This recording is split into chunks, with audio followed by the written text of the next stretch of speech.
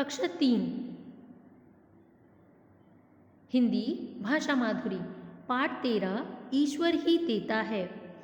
इस चैप्टर में ईश्वर के बारे में बताया गया है, ईश्वर की जो महानता है उसके बारे में बताया गया है।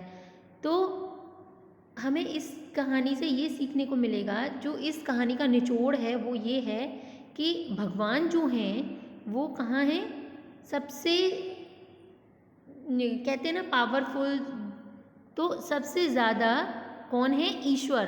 और जो भी कुछ होता है इस संसार में, इस दुनिया में, वो सब भगवान की मर्जी से ही होता है। चलिए चैप्टर को स्टार्ट करते हैं। चंदनपुर का राजा जयंत बहुत दानी था। तो चंदनपुर का राजा था, उसका नाम था जयंत। वो बहुत दानी यानी वो दान करने वाला था। उसके महल के बाहर अक्सर 2 गरीब भिखारी दान मांगने आते थे। राजा उन्हें दान में धन और खाने के लिए खाना देता था।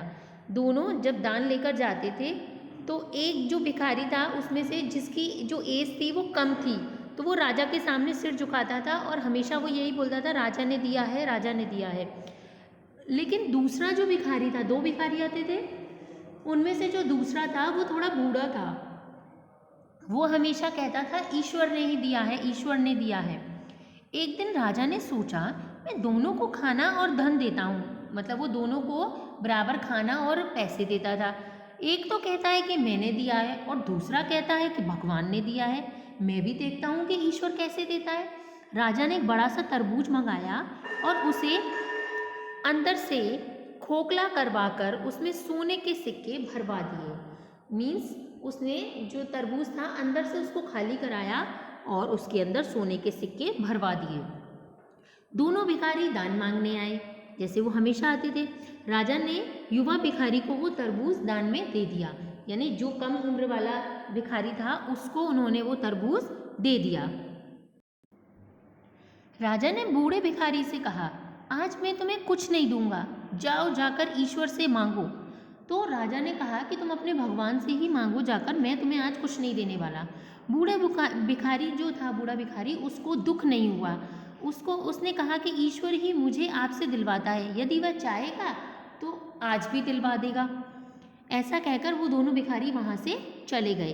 अगले दिन सुबह राजा ने दोनों भिखारियों को अपने दरबार में बुलाया। राजा ने युवा भिखारी से पूछा, क्या तुमने तरबूज खाया था? तो वो जो युवा भिखारी था तो उसने कहा कि मैंने वो तरबूज जाके बाजार में एक सब्जी वाले को बेच दिया था, उससे जो पैसे मिले उन पैसों से मैंने अपने लिए खाना खरीद लिया था।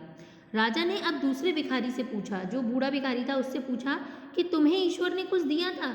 बूढ़े भिखारी ने कहा, कल जब आपसे कुछ नहीं मिला तो मैं बाजार में भीख मांगने चला गया। वहाँ एक सब्जी वाले ने मुझे तरबूज खाने को दिया। जब घर आकर मैंने उसे काटा तो उसमें सोने के सिक्के भरे हुए थे। अब राजा की समझ में आ गया था कि सबको देने वाला सचमुच ईश्वर ही है। तो जो कुछ भी होता है वो ईश्वर की मर्जी से ही होता है। Thank you.